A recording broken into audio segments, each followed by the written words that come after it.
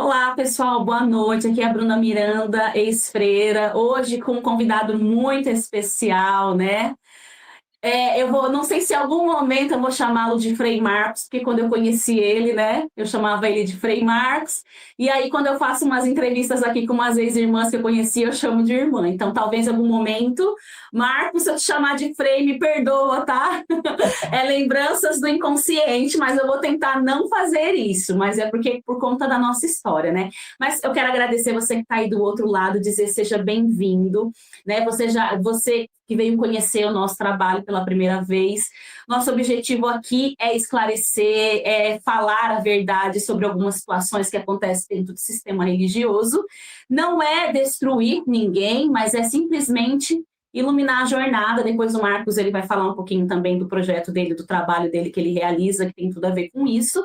Então, assim, seja muito bem-vindo. Peço que você que está aí do outro lado, curte, compartilha, comente, divulgue esse trabalho, porque a gente precisa do apoio de vocês. Sem vocês, né, a gente não vai conseguir desbravar caminhos. Nós estamos juntos, né? É como se fosse uma comunidade, cada um tem que fazer a sua parte. Nós estamos aqui fazendo as lives, conseguindo as pessoas que vêm para contar suas histórias, e são muitas histórias, e vocês nos ajudam aí com essa divulgação. Então, desde já, gratidão por todos que já fazem isso, e por você que é novo aqui. Gratidão, inscreva e compartilha. Mas hoje eu estou muito feliz, porque hoje é um dia muito significativo, simbólico, né, na minha vida e na vida do Marcos Alberto. Por quê? Porque a gente fez parte da mesma congregação, as Carmelitas Mensageiras do Espírito Santo, eu no ramo feminino e ele no ramo masculino, né, nos Mensageiros do Espírito Santo. E hoje, a congregação do ramo feminino faz 42 anos de fundação, da sua fundação, que foi lá no Espírito Santo, mas eu estou vendo nas postagens nas redes sociais, né, elas comemorando, colocando fotos, como se fosse a coisa mais linda e mais perfeita do mundo, apresentando sua madre fundadora como uma santa, né, se pudessem já canonizavam ela em vida, pelo jeito.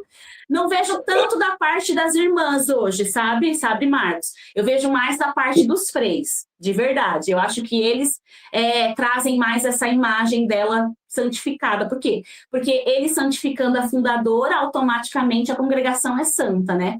Mas nós sabemos que não é. Então é muito significativo para nós estar aqui hoje nesta data, porque eu acho que não pode ser ignorado as vidas das pessoas que estiveram lá dentro, que construíram aquela congregação, que deram o seu sangue, o seu suor, que sofreram lá dentro, que foram marginalizadas, que foram humilhadas, sofreram diversos tipos de abusos, seja sexual, seja físico, seja psicológico, seja moral, seja espiritual. Muitos que saíram e para reconstruir as suas vidas comeram aqui fora o pão que o diabo amassou, né? A gente sabe de histórias, você, né, mesmo acolheu depois que você saiu pessoas, como você disse, ajudou. Então, são muitas histórias que a gente tem para contar. O Marcos tem uma infinitude, né, porque ele fez parte da fundação, dos irmãos, estava mais próximo da madre fundadora do que eu, né? Ele conviveu muito de perto.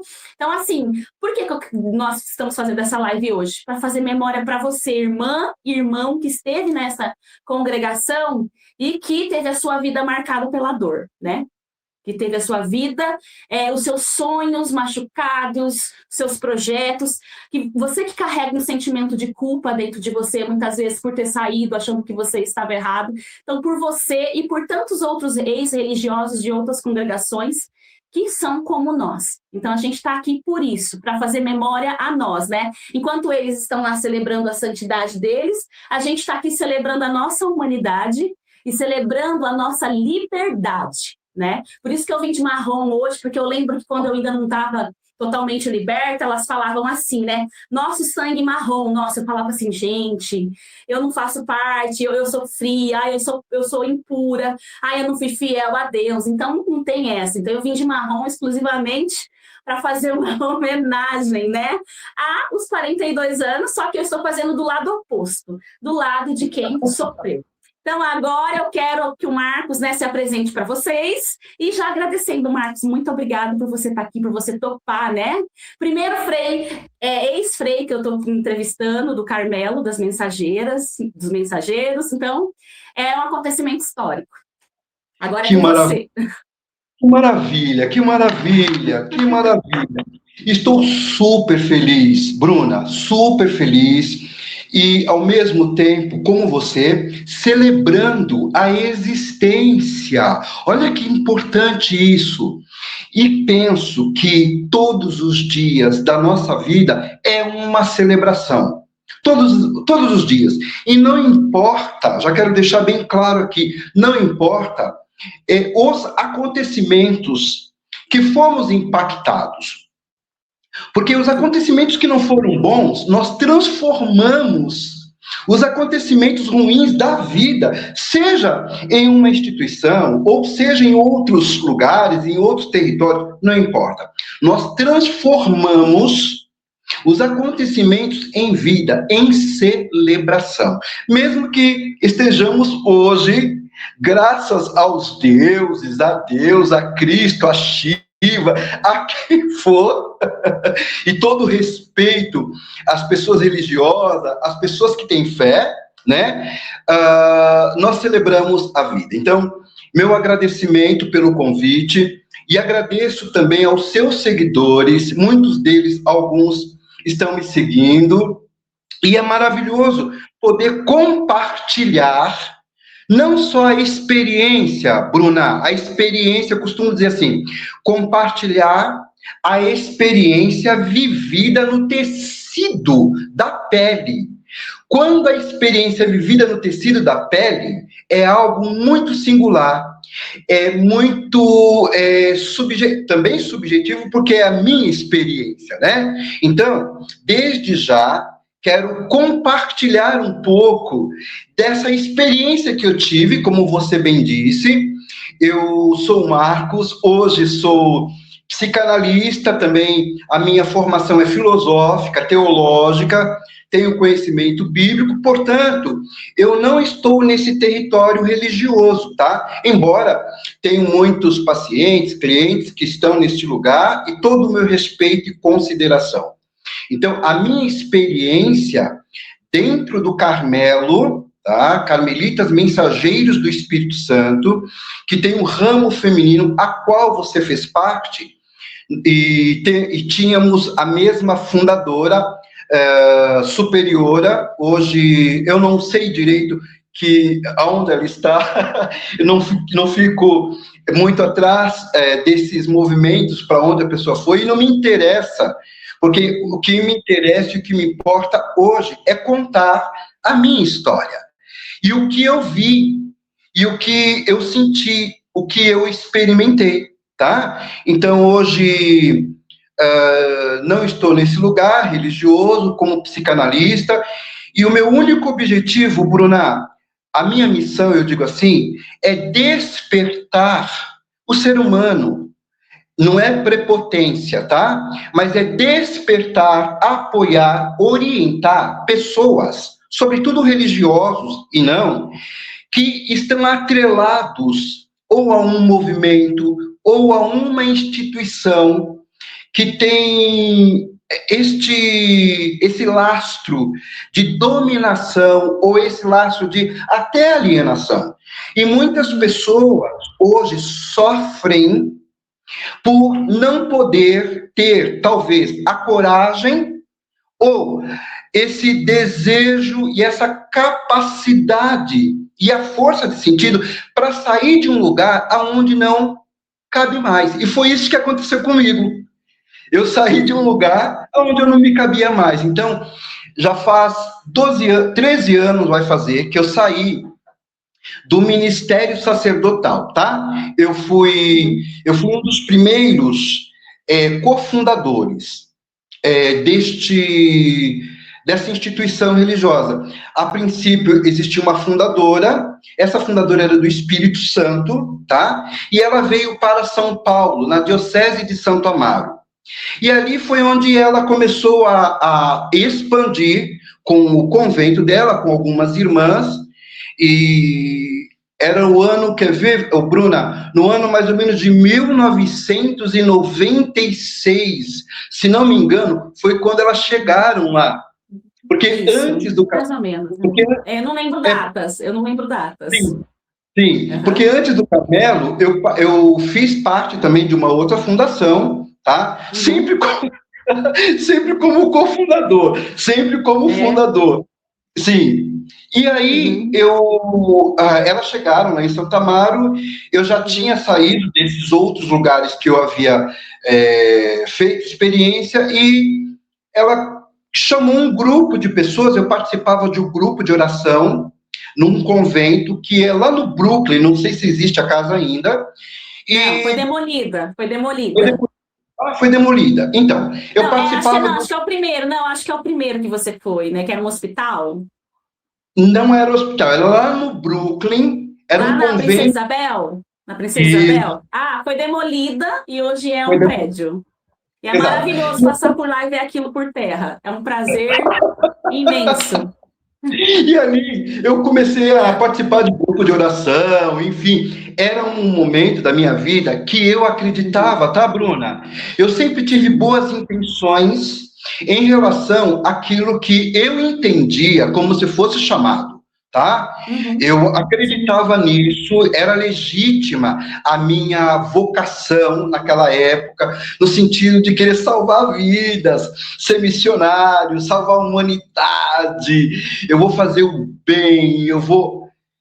Era legítimo isso. E comecei a participar de grupos de orações, e aí havia um interesse por parte dessa madre fundadora de criar um ramo masculino Sim. com a mesma espiritualidade das carmelitas mensageiras do Espírito Santo, tá? Uhum. Então, Sim. segundo a madre, ela tinha em si um desejo de ser padre. Ela tinha o desejo de ser padre. Eu não sei, não quero fazer interpretação o que se passa no pensamento das pessoas, mas a gente pode olhar o comportamento e a fala das Total. pessoas. E o comportamento e a fala revela o que está dentro da gente, não é? Então, Uhum. naquele tempo, ela dizia que queria ser padre e tal, queria ser santa, e eu comungava daquela espiritualidade. E foi aí que eu fui convidado também a passar nós chamamos de retiro vocacional, a fazer Uhum. parte dessa fundação. Então, a princípio, era somente eu, Bruna. É, eu não Depois, sabia. exato, porque Uhum. existia um padre que havia sido acidentado, um padre velho, cartucho, Uhum. e que hoje é falecido, e esse padre precisava de alguns cuidados. Então, esta madre, como eu participava dos daquele lugar onde tinha espiritualidade, que era um grupo de oração, eu fui me adentrando e fazendo o quê? Diálogo com elas. E sabia que ela ia fundar um ramo masculino. Era tudo que eu queria, Bruna. Participar de uma comunidade carismática, né? Que pudesse ser livre, pudesse falar do bem, do amor, que tivesse Uhum. compaixão com os seres humanos. Falei, pronto, é isso que eu busquei em toda a minha vida. Eu quero participar dessa comunidade. E Uhum. o que aconteceu? Ela me chamou para cuidar do padre, e a partir disso, outros jovens começaram a vir. Até Uhum. que foi formado um grupo de rapazes para dar início à comunidade do ramo masculino. Mas, a princípio, eu fui morar para cuidar de um padre. Eu não tinha absolutamente nenhum tipo de experiência em cuidar de idosos, mas eu Uhum. queria tanto fazer parte daquilo. Era Sim. tão legítimo em mim a vontade de ser de Deus, Uhum. que eu falava, é isso que eu quero, né? Antes eu trabalhava em banco, como eu tinha começado a fazer faculdade de jornalismo, eu falei, não quero nada disso, eu quero doar minha vida. Eu Uhum. quero ser santo, doar a minha vida. Enfim, resumindo, Sim. fiz parte deste grupo de fundação com a Madre Maria José. E foi ali, Bruna, que tudo começou. Entendi. Foi ali que Olha, eu tudo. morei lá e não sabia disso, porque é sempre ela que era a grande fundadora, né? Quando eu Sim. entrei, vocês tinham acabado de ser fundados, eu acho. E quanto tempo demorou nessa experiência que você fez ali de ter começado até oficialmente a fundação? Quanto tempo? A fundação, ela começa no dia 1º de novembro de 2003. Uhum. Antes, foi mais ou menos uns 6 meses, Bruna. Uns 6 meses para que a fundação ela surgisse, ela nascesse. Só que ali nós íamos tendo vários diálogos com a fundadora, o que ela queria, como ela queria. Eu não sabia, Bruna, naquele tempo, não é que eu era uma pessoa emburrecida e nem tampouco alienado. Na verdade, eu nunca fui alienado, nunca fui. Mas quando a gente deseja algo e deseja muito, a gente parece que fica cego em Uhum. relação ao que o que é proposto, o que é dado. Naquele momento, eu não era alienado, mas eu fiquei cego. Eu só via Carmelo, eu só via Eu irmã, também. eu só via Madre Maria José. Tanto é que eu ouvia das irmãs, comecei a ter algumas amizade com algumas irmãs e elas diziam assim para mim: Marcos, este convento, este Carmelo, vai mudar a história da humanidade. A Madre, ela é uma santa. Ela, Uhum. uma frase que depois eu tive que desconstruir em mim e que durou muitos anos é assim: quem obedece não erra. Uhum. A voz da Madre Superiora é a voz de Deus. Pronto, eu falei, meu, então tudo que ela falar é Deus que está falando. Eu entendia, e a gente vai ser ludibriado, eu entendia que aquilo era verdade, que a voz da Uhum. Madre era a voz de Deus. Então, eu tinha uma obediência cega a esta Madre, obediência cega. Se ela dissesse assim, olha, você vai ter que comer comida estragada, você vai ter que comer pão duro. Claro que eu comi pão duro por bastante tempo. Com Coma, certeza, eu também. isso você vai ser santificado. Então, neste primeiro momento, o que eu mais queria era agradar a Deus. Só isso. Eu queria fazer o certo e fiz por muito tempo, naquela ocasião, o certo. Mas depois da fundação, que se deu no ano de 2003, eu fui observando uma série de situações. Eu comecei. Por que eu entrei, né? Vamos pensar assim: por que eu entrei para esse Carmelo? Por que eu Uhum. entrei? Fui buscar essa congregação. Porque eu acreditava naquele momento que esta congregação era a congregação que seria a grande primavera, a grande restauração do mundo, a grande restauração dos jovens, jovens que estavam perdidos, meninas que estavam perdidas, ou aquele movimento carismático que existe ainda dentro da igreja. Eu participei muito deste lugar, e hoje, lendo a história, Bruna, eu vou dizer uma coisa: talvez eu não fiquei uma pessoa esquizofrênica, eu não fiquei uma pessoa depressiva, porque eu tive pessoas que puderam me ajudar e, ao mesmo tempo, eu fui fazer análise. Só estou dando um pulo aqui. Mas, Uhum. assim, este Carmelo, e, sobretudo, a fundadora, e na minha percepção, tá? Na minha percepção, aquilo que eu via era algo que estava. Eu fui percebendo, algo estava fora. Só que eu não conseguia deixar de pensar diferente. Bruna, Uhum. é como uma lavagem cerebral, cara. E isso Na verdade, existe. é uma lavagem cerebral, né? Eu É estou te uma ouvindo lavagem. falar e eu estou vendo vários aspectos da minha vida, da minha trajetória, esse encantamento, esse desejo de salvar o mundo. Fora que a gente estava numa época, o quê? Os anos 2000, uma época que falavam da mudança do mundo, a renovação carismática no auge, naquela explosão, né? Então, Exato. dentro de todo esse contexto, tipo, diocese do padre Marcelo Rossi, imagina, né? visão nacional, Exato, né? Você ia no grupo de exato. oração delas, era aquela alegria, parecia que você só vivia cantando, pulando, saltitando, que levantava a mão, o povo caía, era uma coisa assim de louco, né? Exatamente. O que você falando, Hoje, parece que está passando um filme assim na minha mente, assim, eu vendo toda a realidade, assim, dessa alienação, dessa sedução. Acho que é uma sedução, exato, que é uma exato. imagem que é o que mostra. E depois, quando você entrou, que eu sempre falo para as pessoas, tem o que mostra e tem o que é por trás, mas está perfeito. Então, assim, só para deixar bem claro que você está falando também da renovação carismática, porque eu acho importante para quando a gente for fazer os cortes, as pessoas entenderem que não é só a congregação em si, mas existia um contexto de renovação carismática que criava essa atmosfera, né?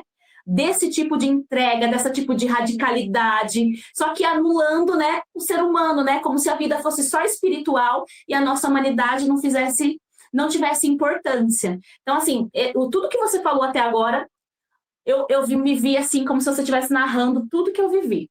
E aí E o, você, dentro sim, disso, e o objetivo, Bruna, só um adendo, o sim, objetivo eu sempre procuro responder algumas perguntas que me fazem, porque você é um cara frustrado, você saiu porque você era gay, você saiu porque você perdeu a fé, você deixou Deus, você.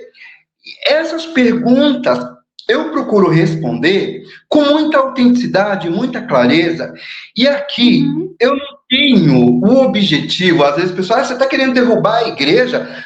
Olha só, nada disso, cara. Eu sempre falo isso. Eu não tenho pretensão nenhuma, Bruna, de derrubar a igreja. Eu não tenho pretensão nenhuma, absolutamente, de ir contra a quem segue uma religião ou tenha uhum, uma fé. Cada um crê, acredita e tem a religião que quer, já que nós vivemos aparentemente num país que é laico, aparentemente. uhum, Então, nós podemos ser o que nós quisermos. Se você quiser ser um ET, tá bom. Se você quiser acreditar no alienígena, tá ótimo. Quem sou eu para dizer o contrário? Portanto, para mim, Marcos, hoje, não me interessa mais. Não é mais importante, porque eu estive no lugar onde eu não cabia mais. E a uhum. história, segundo você vai caminhando, você vai despertando, você vai abrindo a consciência. E eu estava, na Sim. verdade, em um lugar de alienação. Eu não estou falando da sua fé, não estou Uhum. falando da sua religião. Eu estou falando de instituições que existem, não só católica, como várias instituições que tem por aí, aonde as consciências são sequestradas. Tá? A minha consciência, Bruna, ela foi sequestrada por um tempo. Eu estou Uhum. falando de denominações aonde beira a alienação, quase ao fanatismo, se estou tendo assim um certo cuidado, porque tem muitos lugares que é o fanatismo, é quase uma seita. Eu É uma quero não seita. eu quero não pensar, eu sempre me provoco a não pensar que o lugar aonde eu estive, sobretudo o Carmelo, porque quem está lá, tudo bem, você quer seguir, tá tudo ótimo, tá? Por exemplo, hoje existe um grande líder religioso de dentro do Carmelo, e eu fui formador dele. Uhum. Hoje, escutando algumas pregações, algumas não só pregações, mas Fortes. algumas Os fortes. narrativas, Uhum. que para mim, Bruna, como ser humano, e olha que eu sou muito aberto, tá? Eu sou muito aberto, eu tenho diálogo com pastores, eu tenho diálogo com médico, com psiquiatra, com psicólogo, tá? Eu sou muito aberto para isso. Mas quando uma pessoa na sociedade ela quer imputar um modo absoluto, pautado no Evangelho, não estou falando de Bíblia aqui, mas não existe somente um modo de nós olharmos o mundo, não existe só uma maneira fechada, de bolha, de olhar a existência, de olhar o ser humano. Tem muitas pessoas que não creem. e elas vão para o inferno? Não. Por quê? Por que não vão? Porque ser bom, ter comportamento, não é, legítimo, ético, não quer dizer que você precisa ser cristão. E eu não estou falando para as pessoas abandonarem fé. Tem muitas pessoas que são boas, tem muitas pessoas que são esclarecidas. Tem sim, Bruna. Mas acontece, eu estou falando da minha experiência. Depois de muito tempo lá, enredado, não é, nas tramas narcisistas, esse é o meu ponto de vista, meu ponto, minha experiência. Ela foi diagnosticada, mas ela foi diagnosticada na visita canônica, ela foi diagnosticada como narcisismo não sei falar, eu enrolo, uma coisa... Megalomaníaca. Isso, ela foi diagnosticada com esse problema. A Suhaila estava lá dentro, ela deu a entrevista e ela falou que realmente foi. Então, Bruna, nesse tempo que eu estava lá, no início, era um marketing. Era um marketing muito bonito, porque nós estávamos naquele tempo, por exemplo, eu pontuei aqui a questão da espiritualidade carismática. Era um período, eu tinha começado a fazer filosofia, o padre Marcelo estava assim em ebulição, ele estava saindo do diaconato para vir a ser padre, tá? Então, existia muito, era um fenômeno naquela época. Era o padre Marcelo, o fundador da Toca de Assis, tinha muitos personagens que estavam em alta, que proclamavam com bastante ferocidade, veemência, ferocidade, é a salvação, porque o Cristo está voltando e vamos fazer acontecer. E a gente, quando está nesse oceano, a gente está ali, a gente vai navegando, a gente vai nadando de braçadas. E eu acreditava, Bruna, literalmente nisso, eu acreditava. E só um adendo, é o mesmo cenário que a gente está vendo hoje com outros personagens. Total, é o mesmo total, cenário. Talvez agora com uma diferença, sabe qual é? O diálogo violento, porque naquela época não era tão violento como hoje. Se você pega um padre Marcelo Rossi, que teve projeção nacional até hoje, mas ele nunca incitou uma violência.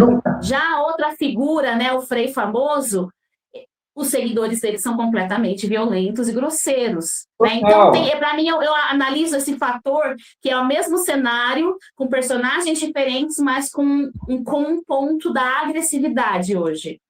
Sabe? Sim, porque isto, Bruna, não descaracterizando a questão de espiritualidade, tá? Hoje, sim, não fazendo mais parte, eu tenho um lugar para argumentar este fenômeno. É um fenômeno não só no Brasil, tá?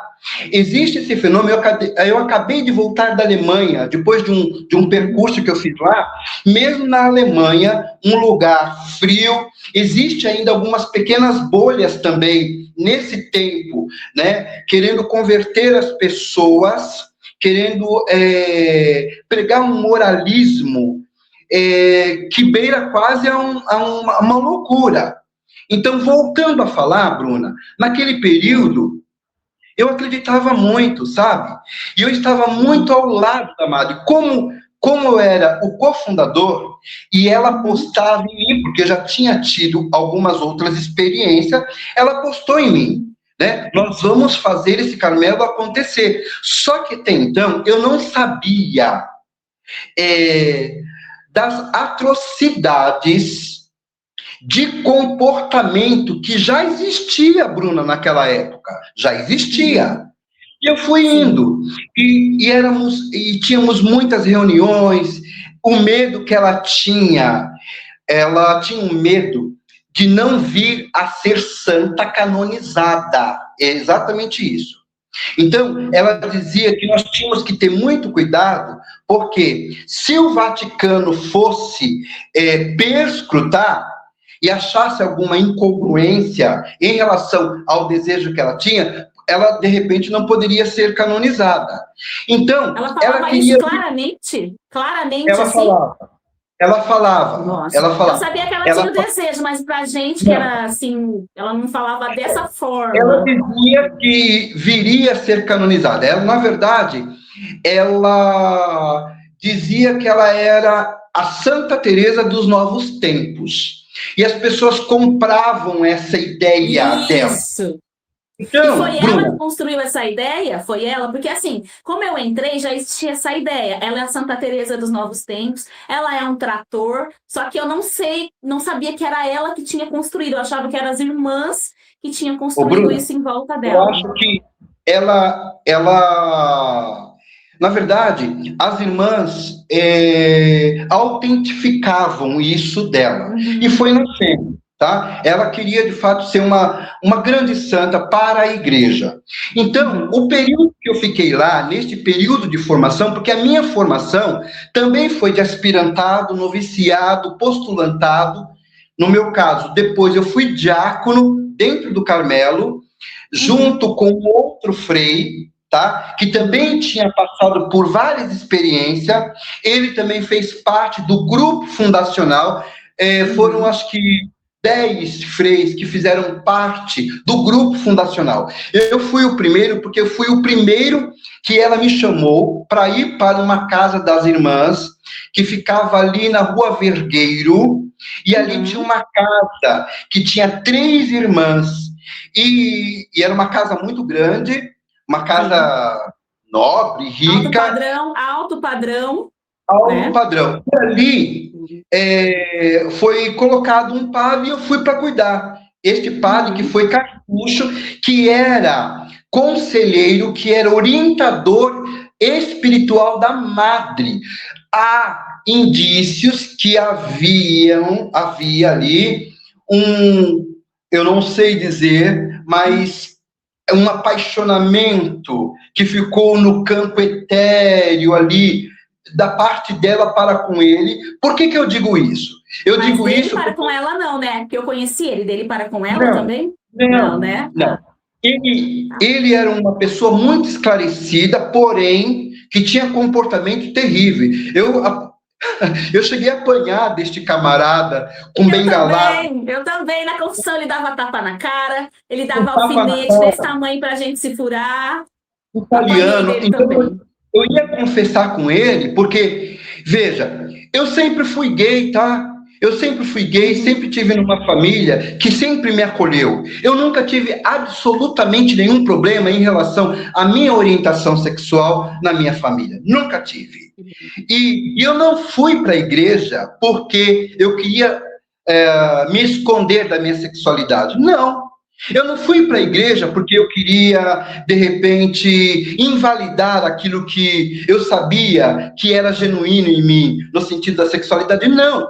Eu entrei para a igreja porque eu acreditava que era a forma certa de construir o mundo. Eu tinha este desejo de missionalidade e de ajudar o ser humano. Em mim sempre foi Uhum. muito forte isto, embora a gente saiba o que é o ser humano hoje, complexo, Sim. mas eu ainda, Bruna, eu ainda acredito no ser humano, Uhum. cara. Eu Que acredito. bom. Então, eu acredito, sabe? Talvez seja por conta das escutas que eu tenho, embora nós sabemos o que é o ser humano. Mas lá, este padre me aconselhava, me orientava das vezes que eu tinha crises, e eu fui tendo um certo diálogo. E de escutador que ele era, de confessionário, eu passei a ser escutador. Eu acho que eu já era analista desde sempre, né? E o Aham. que que, e o que que aconteceu? Ele me dizia muitas coisas, depois soube que essa madre, ela fazia parte de um convento lá no Espírito Santo, ela tinha sido monja, e ela recebeu um chamado, o Senhor Jesus falou para ela sair daquele mosteiro e fundar as irmãs carmelitas mensageiras do Espírito Santo, e ela ouvia essas vozes, segundo os relatos, e lá dentro, depois de um bom tempo, eu fui percebendo, já na formação, não era padre ainda, na Uhum. formação da aspirante, porque ela saía do convento e ela na época, né, de vocês, saía e ia para o convento masculino. Sim, E chegava lá de carro, ela chegava de carro com uma freira que era motorista dela. Que era a empregada dela, né? A lacaia dela, né? A escrava dela. Ela ia, e o que acontecia? Eu fui observando vários fatos, e esses fatos, ao longo do tempo, eu fui construindo um pensamento. Eu falei, nossa, mas será mesmo que eu tenho que obedecer dessa forma? Porque quando ela chegava lá, eu me lembro de um fato, que as irmãs chegavam com ela, ela descia, às vezes ela não saía do carro, eu tinha que rapidamente atendê-la, porque existia, sabe, Bruna, dentro de mim, um medo, cara, de fazer errado. Existia uma culpa mortífera dentro de mim de não estar fazendo certo e de não obedecer à voz de Deus nela, porque eu acreditava que Deus falava com ela. Então, se eu fizesse alguma coisa errada, eu morria de medo, cara, morria de medo de fazer alguma coisa errada e ela me corrigir. E eu percebia o comportamento dela com as irmãs. Eu vi, Bruna, quando ela saía do convento de vocês e ia para o nosso, freiras que tremiam de medo. E vi com os meus próprios olhos, isso é experiência minha. Eu vi várias vezes ela bater nas mãos das irmãs, dizendo, sua burra, você é burra. Porque a irmã, de repente, tirava alguma coisa do carro, um objeto, alguma coisa que era para os freios, ou até comida, e ela era neurótica, então as irmãs colocavam em outro lugar. Se ela dizia assim, olha, este copo tem que ficar aqui, se você colocar para cá um pouquinho, você está desobedecendo a Deus.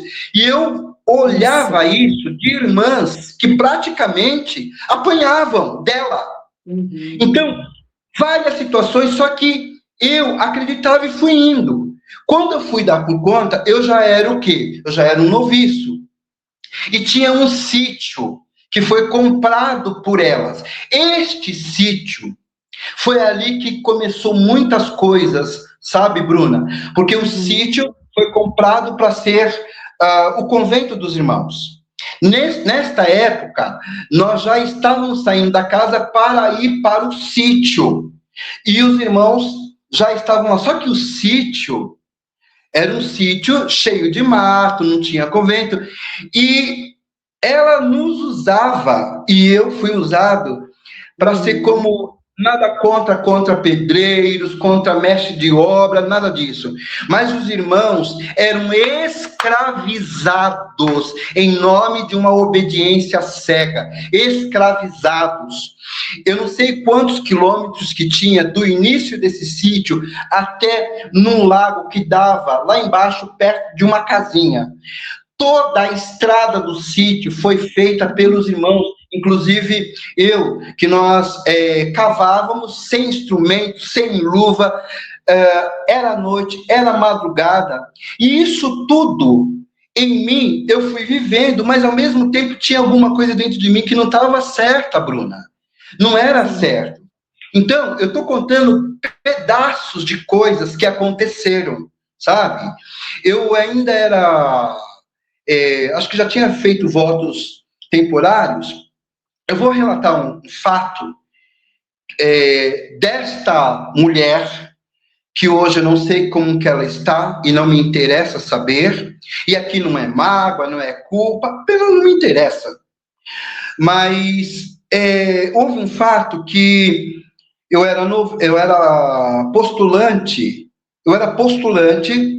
e tinha um cachorro lá dentro, um cachorro preto, e essa madre achava que este cachorro, este cão, estava com possessão diabólica. Ela achava que o cachorro estava endemoniado, porque ela chamava o cachorro não obedecia, como ela gostava de que as pessoas a obedecessem, o cachorro, talvez mais humano do que ela, talvez enxergou nela atrocidades e de repente não obedeceu. Né? Além do que ela demonstrava. Bruna, sabe o que aconteceu? Isso é fato, tá? Eu sei o que aconteceu, mas pode contar. Ela É pediu, traumático. é traumático, e ainda esses dias conversando com o Frei, ou melhor, com o ex-Frei que saiu, e ele disse, eu perguntei a ele se ele lembrava deste fato, ele falou, lógico que eu lembro. Eu estava dentro da capela, este Frei me relatando depois Me do dá que eu... arrepio, me dá um negócio lembrar disso. O que ela fez? Esta madre, que as irmãs de hoje, que esses irmãos freis carmelitas, que querem canonizar, só que eles querem canonizar, só na vírgula que eu vou relatar o que aconteceu. Eles querem canonizar porque isso é marketing para o Carmelo deles, tá? É marketing. Só que eles mesmos, e aqui eu tenho fontes de pessoas que saíram de lá, que dizem que eles mesmos massacravam ela, eles mesmos não acreditam nela, só que para o público, para os leigos, para aqueles que nunca viveram o que eu vivi, o que você viveu, que muitas irmãs viveram, que muitas pessoas que saíram adoecidas, pessoas que precisaram de tratamentos psiquiátricos, pessoas que foram violentadas, tá? Emocionalmente, abusadas emocionalmente. Eu falo um pouco com fervor, mas não é com raiva. É porque a gente traz na memória, a gente vai relatando, e isso é muito bom. A psicanálise nos ajuda a elaborar isso, sabe? Sim. E que pessoas que foram violentadas integralmente. E muitas irmãs que saíram, e irmãos que saíram, têm medo de revelar, de falar. Por quê? Porque não tem coragem? Talvez. Porque tem medo? Sim, porque tem medo. E muitas estão atreladas ainda à instituição, atreladas ainda à religião. Saíram, mas a religião, a culpa, o medo está lá no inconsciente e que perturba. Eu atendi um rapaz que foi de lá e ele saiu, ele precisou de psiquiatra. Tem um que você conhece, não vou citar o nome, está cambaleando pelas ruas do centro de São Paulo, absurdamente bilubilado, desculpe o termo, mas com uma esquizofrenia. Por quê? Porque sofreu, porque ele era gay, e lá o que acontecia? As irmãs e esta madre, ela tirava de dentro da pessoa aquilo que é mais sagrado, era colocada para uma psicóloga louca para fazer a cura gay. Depois eu posso falar um pouquinho mais sobre isso. Sim. E este frei que estava dentro da capela, o que aconteceu? Ela pediu para que porque assim, como eu estava muito ao lado dela, então tudo passava por mim. Aquilo que ela não podia falar para os freis, porque ela era mulher, eu tinha que falar.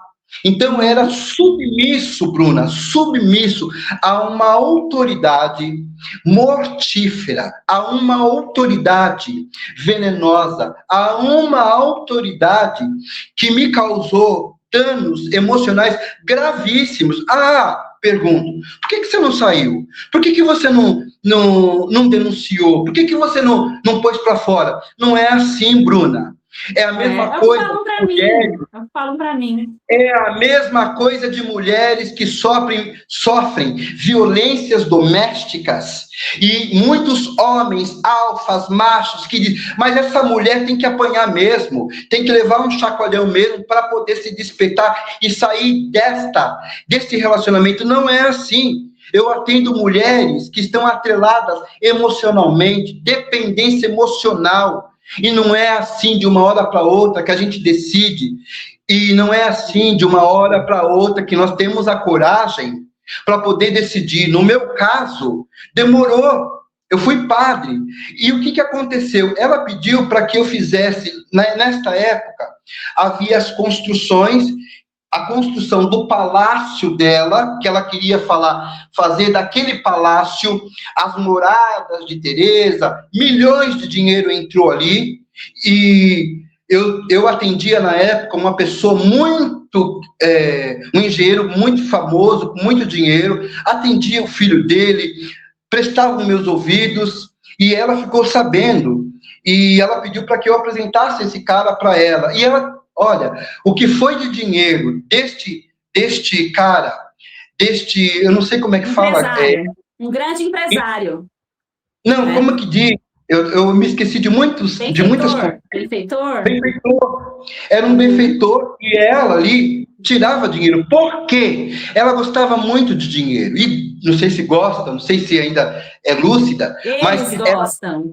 A congregação poder, ama dinheiro. era poder e autoridade. Não estou falando que tem instituições que praticam caridade, que pratica compaixão, tudo bem, mas eu estou falando da experiência minha que eu vi neste lugar, minha experiência. Se outros viram, não me importa. Se outros não querem ver, também não me importa. Estou falando da minha experiência. E não é um ataque. É mostrando que existe hoje seres humanos capazes, em nome de uma santa obediência, em nome de Bíblia, em nome de evangelho mal interpretado, porque a Bíblia não pode ser interpretada segundo os seus critérios, segundo as suas questões subjetivas, para bem próprio. E era isso que ela fazia. Tudo que estava envolvido dinheiro e poder e fama, ela queria fama, ela queria dinheiro. Ponto. O que aconteceu? Ela pediu para que eu fizesse, lá tinha, eu não sei como que é o nome, os pedreiros, os mestres de obra vai saber o que eu estou dizendo. Eram latas com concretos que tinham um ferro para poder amassar a terra, para fazer cavas, para construir algumas pilastras, eu não sei direito, não é o meu lugar de fala aqui.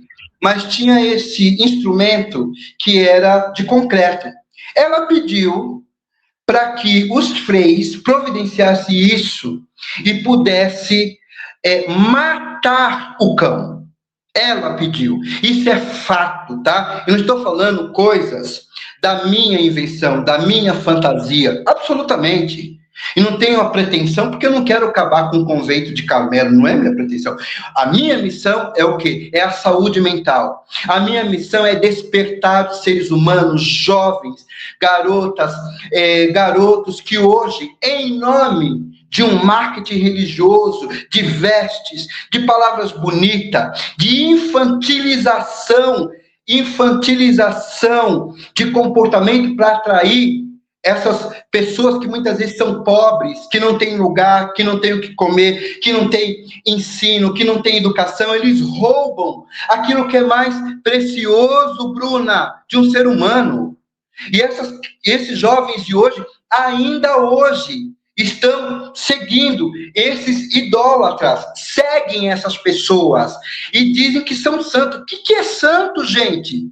Santo é você fazer o bem, se é que esse termo encaixa em alguém. Então, ela pediu para matar o cachorro. Literalmente, foram três freis, mataram e enterraram no sítio este cachorro.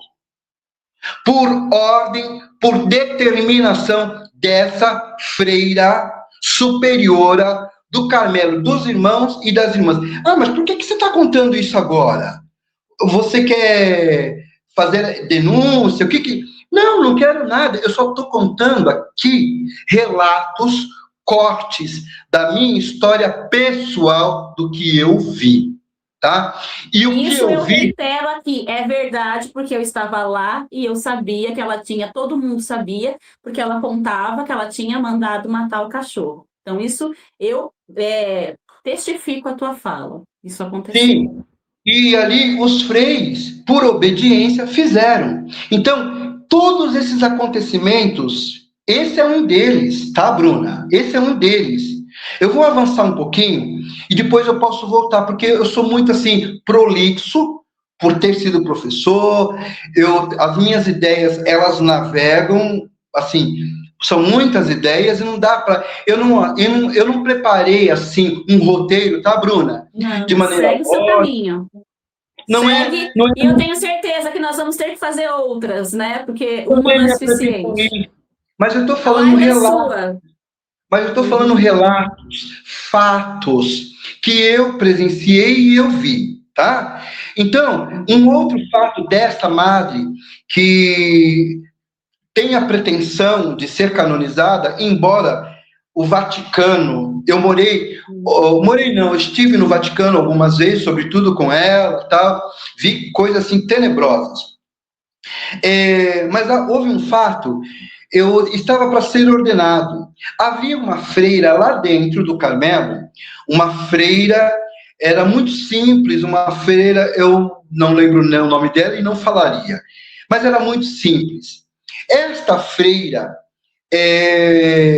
ela sempre estava no sítio onde os irmãos moravam, e eu percebia que essa freira me olhava, essa é a minha interpretação, de maneira diferente. Eu não sei, naquela época, se ela pedia socorro de alguma coisa, eu não sei se ela queria ser escutada, porque havia ali um cuidado em relação às irmãs e aos irmãos. Poderiam conversar, mas eram conversas muito limitadas por conta do medo e por conta, sei lá o que passava na cabeça das formadoras. Era um cuidado que tinha, só que não era cuidado, era medo. Então, essa irmã... Controle. Então, essa irmã, por pouco, ela foi se aproximando, algumas vezes eu conversava, enfim. Houve um momento que esta freira foi levada para uma outra casa que era ali, eu não sei, acho que é tudo ali no bairro, perto da Rua Vergueiro, era um condomínio fechado, não sei como é que fala, que era... Chácara Flora.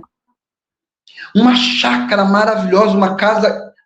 E ali que aconteciam os exorcismos, ali acontecia o quê?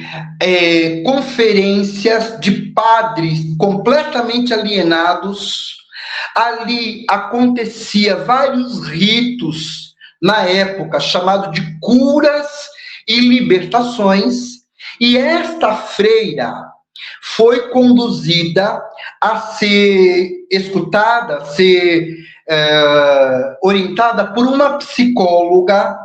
Na época, essa psicóloga, ela tratava das irmãs e dos irmãos. Não sei se era contra ela e contra as irmãs, contra a madre, que ela era psicóloga. Eu não tinha conhecimento, porque eu não podia ler, embora eu lia. De uma certa maneira, eu desobedecia, eu lia. Eu sempre gostei muito de ler, sabe? Então eu lia e ia tentando entender, eu queria entender para poder passar para os irmãos, porque eu era formador dos irmãos, me colocaram lá como formador, por conta da experiência. Hoje eu entendo quem somos nós para formar uma consciência, né? Quem era eu para formar uma consciência? A gente sabe que não é assim. Não tinha experiência, tinha experiência que eu tinha vivido em outros lugares, né? Tinha experiência humana, sim, mas a gente não trata alguém sem você ter estudado, a gente não trata alguém sem você ter um mínimo possível, né, de substrato científico para poder tratar um ser humano. Essa suposta psicóloga, eu chamo suposta, que para mim, hoje lendo a história, não tinha ética nenhuma, absolutamente nenhuma. O que ela fazia? Também toda carismática, ela escutava os freis que entravam em crise, e eu estou falando dos freis, falo das freiras, porque eu também estava ali, naquele lugar, e era uma mistura, era freis e freiras. Eu estive nesse lugar, nesse contexto aí eu estava. Éramos de casa separada, mas em alguns momentos haviam essa junção de freis e freiras em celebrações, enfim. Estou contando um fato dessa freira, que ela foi submetida por essa psicóloga. Essa psicóloga escutava, colocava no papel aquilo que ela observava e interpretava, colocava no papel. Olha a falta de ética. Levava para essa madre, tá? Eu não era padre ainda, mas depois ainda, como diácono e como padre, presenciei vários fatos de irmãs e de irmãos. Então, nesta época, com essa freira, ela foi conduzida a essa pseudo-psicóloga, atendeu, levantou uma série de questões, série de questões muito subjetiva da pessoa, né? Ali, segredos, e levava para a freira, para essa madre.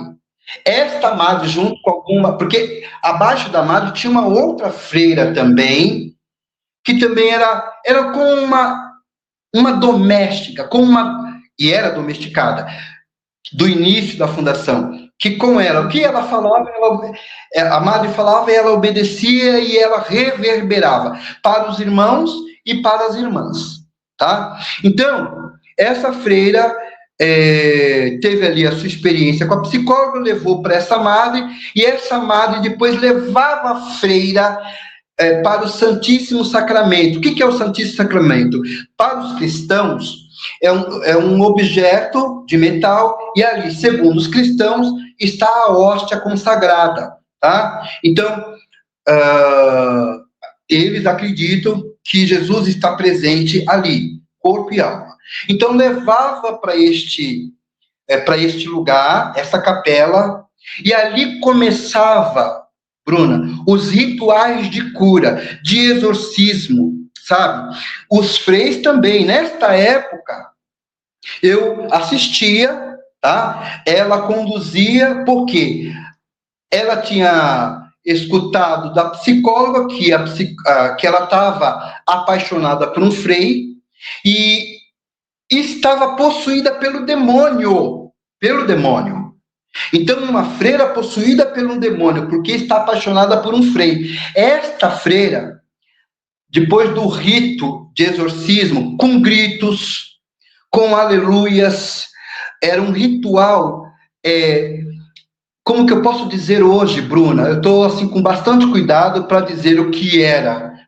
Mas é importante dizer, não tenha cuidado, diga o que tem que ser dito, é muito importante. Nem filme de terror a gente vê isso. Era gritos de exorcismo, com cruz, com água benta. E as irmãs usam um hábito que tem um escapulário. É uma faixa, como uma faixa. Ela pegava o escapulário, a madre, eu vi, e batia nessa irmã, porque ela estava possessa por um espírito de apaixonamento. Depois que eu soube pela madre que essa irmã havia sido apaixonada por mim. Olha lá, olha isso. Veja, que é algo natural, genuíno das pessoas. Sim. Só que a sexualidade dentro dessas instituições, a sexualidade, você não pode ter sexualidade. Você não pode... tudo isso é colocado dentro de uma esfera nada humana, e por muitas vezes as pessoas que sentem o desejo possuída por um mal, tá? Então, este fato eu conto para dizer quem era essa madre, né? Quem era essa superiora, né? A mim, ela sempre me dizia: Marcos, olha o que ela dizia. Você tem trejeito afeminado. Muda, literalmente, muda o seu trejeito afeminado. Isso não vai ser bom para o Carmelo. Não vai ser bom para o ramo masculino. Você tem que mudar. Eu vivia sempre muito tenso. Será que eu estou desmunhecando? Será que eu estou falando como? Será que eu estou como na frente dela? Então, cara, é uma coisa muito maluca, sabe? Por exemplo, no terceiro momento, que foi a terceira turma, que um frei famoso hoje nas redes sociais, ele entra. Nesta época, nós tínhamos retiros vocacionais. Uhum. Esses retiros vocacionais se davam como? Os candidatos vinham, ficavam 3 dias, sexta, sábado e domingo, e ali os frades, os freis davam formação, algumas palestras, e a partir disso era verificado se a pessoa tinha ou não vocação. E num dado momento, nesta época eu já era diácono, já tinha passado vários tormentos, já sabia um pouco o que era amar. Eu falei, meu Deus, sigo ou não? Saio ou não? Eu estava atrelado, eu não conseguia sair. Porque Eu entendo super. eu pensava assim, o ramo masculino vai ser diferente. Segundo ela, eu seria o superior geral. Então, eu já pensava, Bruno, que pudesse ser diferente. Eu pensava assim, como diácono, eu vou ter uma certa liberdade. Mentira, absolutamente. E num desses retiros aparecem vários garotos, jovens. E num deles aparece este frei que hoje é famoso, que canta, Faz que quatro prega, horas da manhã, terça, 4 horas da manhã, para todo mundo não ter que dúvidas, né? prega aí para muitos cristãos, um frei que é quase libado de qualquer tipo, entre aspas, de pecado, uma pessoa santificada. Me parece, hoje, por que eu quis também vir falar? Porque olhando, não é, este frei e olhando o comportamento, Espelho. olhando, oi? Espelho dela, né? Olhando o comportamento, olhando o modo que ele prega, eu falei assim: caramba, é muito parecido com a fundadora. Perguntam algumas pessoas e alguns padres, até famosos, e perguntam assim: perguntaram para um padre, você acha este fulano agressivo? O padre famoso diz: sim, eu acho. Padre famoso dizendo que o comportamento era agressivo. Perguntado a este padre, ele disse que fazia parte da formação. Daí eu falei, poxa vida, mas eu tive nesse lugar de formador, mas não é minha culpa se o freio hoje está do jeito que está. Eu não fiz Não, parte, tá, Bruna? né, eu gostaria de fazer um adendo aqui, que eu estava lá, tudo isso que você está contando, e que realmente vocês viviam uma opressão muito grande, né? Porque vocês estavam no ramo masculino. Eu vi, eu testemunhei várias vezes, por exemplo, na tua saída, quando você saiu do convento, eu me lembro que eu estava no telefone, ela fez uma irmã ligar para você, que eu era do ofício do telefone, e essa irmã ficar falando para você que teve um sonho com você, que Satanás estava segurando na tua mão. Talvez você não vai lembrar, sabe?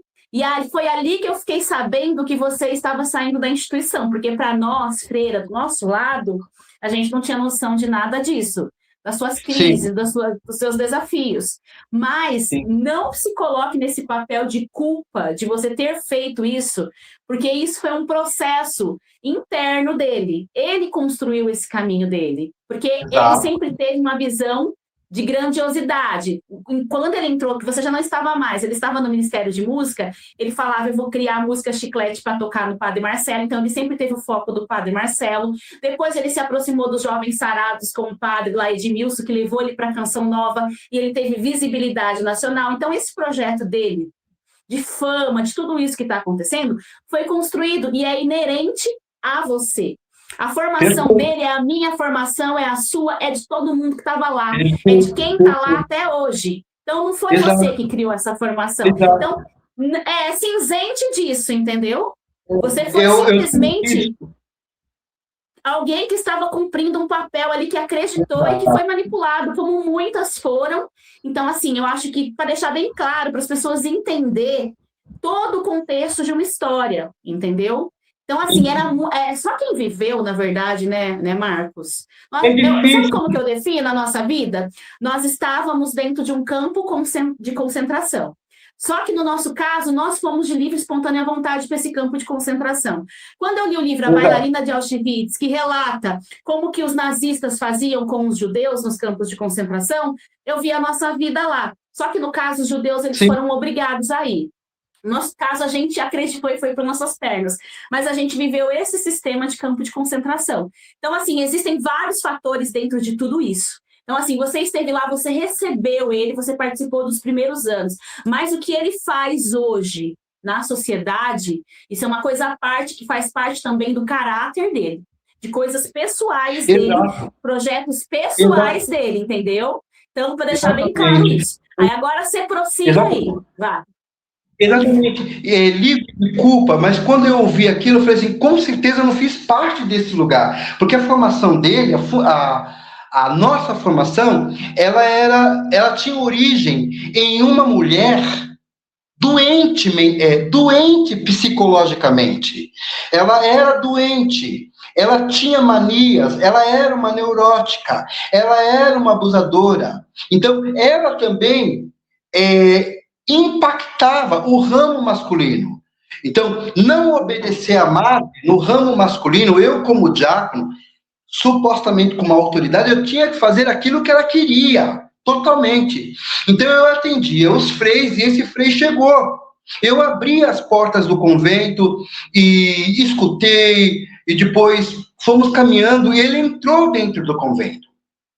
E ele entrou, naquele momento, ele sempre teve uma personalidade mais esquiva. Ele não se envolvia muito com os freis lá dentro. Ele se envolvia com o quê? Com um talento que ele tinha, que era de cantar. E isso, ele cantava muitíssimo bem, muito bem, né? E eu gostava, naquela época, porque ele não tinha ainda passado pelo ritual de adestramento. Ele não tinha passado por este rito, é um rito de lavagem cerebral. Então, naquele momento, os freis entravam, era uma alegria, né? Os irmãos do sorriso, os irmãos pobres, a castidade, né? A obediência à Santa Madre, a Santa Madre que vai ser. Então, para nós, a Madre Fundadora era, sim, Deus ali no nosso convento.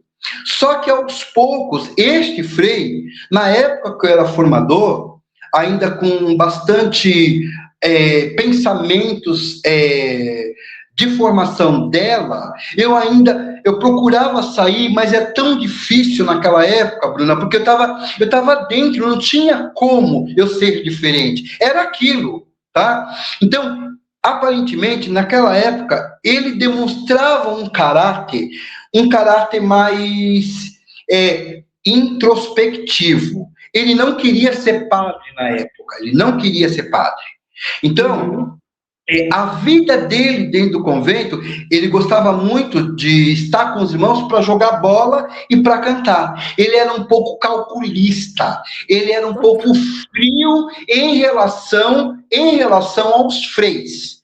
Eu falo porque eu convivi com este frei, tá? Então, hoje, quando ele aí reverbera um discurso, quando ele fala sobre a homossexualidade, baseado em catecismo da igreja, baseado na Bíblia, que a homossexualidade é uma coisa profana, daí as pessoas dizem, mas ele está falando para os cristãos, ele está falando aquilo que a Bíblia diz, que o catecismo, que o magistério, ele está falando para a igreja. Não! Ele não fala só para a igreja.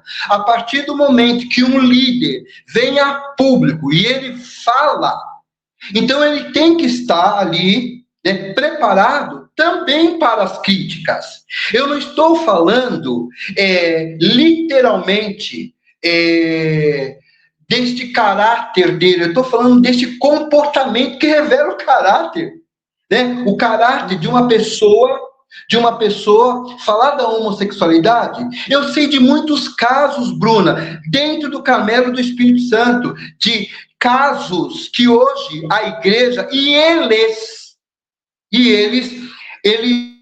colocam como se fosse uma máscara para o povo, para os leigos. Então, falar deste frei hoje é perigoso. Eu tenho até um certo receio lá fora, porque você pode ser apedrejado em praça pública, porque hoje é um fenômeno esse frei por aquilo que ele diz. E só E aqui, assim, eu Bruna. já fui agredida no metrô, assim, verbalmente, por uma pessoa que eu estava conversando com uma amiga minha e mostrei uma foto dele. Falei, olha aqui, não sei o quê. Uma pessoa viu e me agrediu no metrô de manhã. E a gente Ô, acabou tendo Bruna, uma discussão. Então, pois assim, até é, fisicamente, entendeu? Até fisicamente.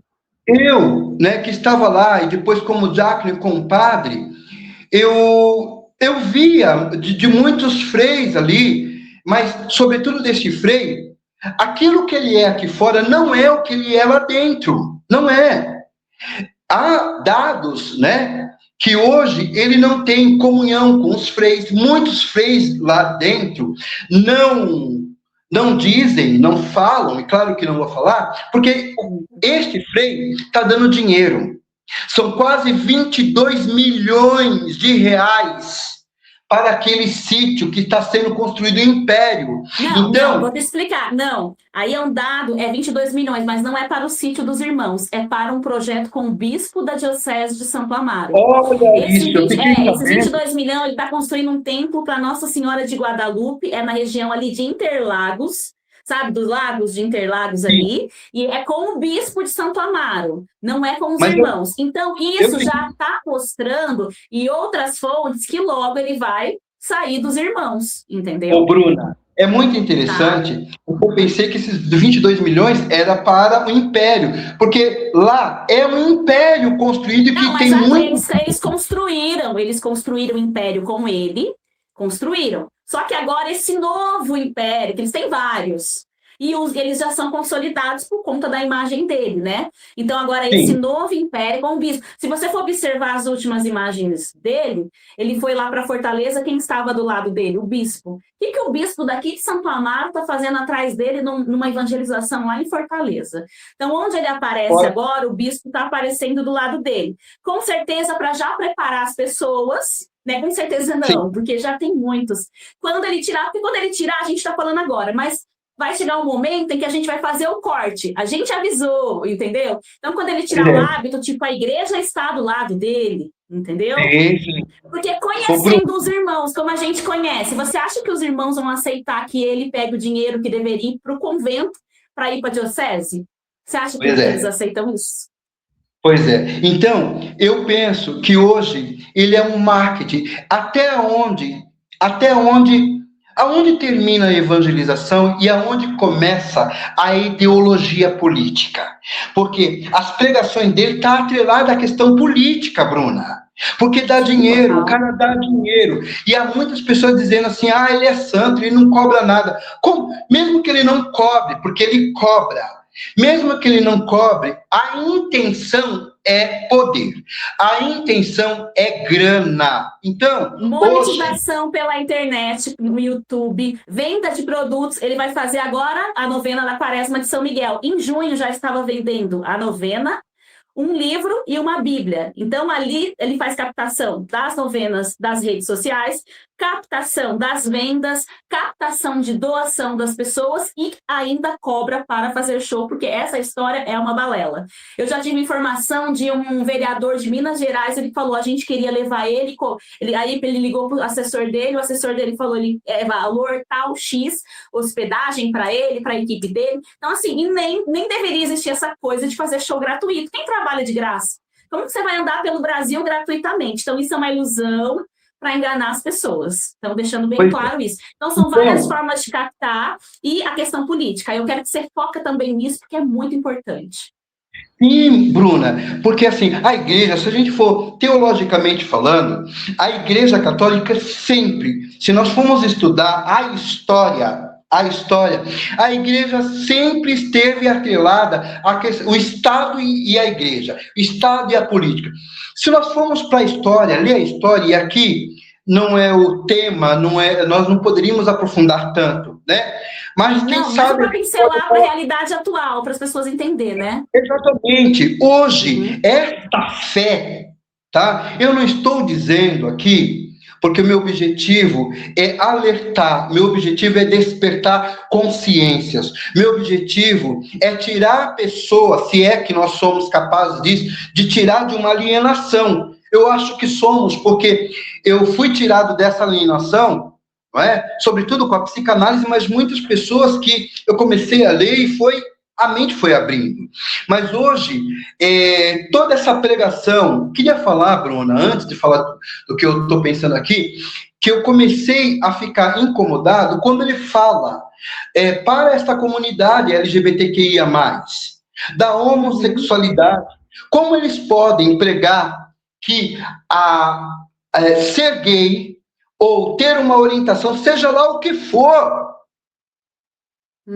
pode ser uma coisa profana, um discurso moralista, um discurso misógino quando ele fala das mulheres, um discurso completamente errado quando ele fala de professores, tá? Que filosofia, que os professores hoje...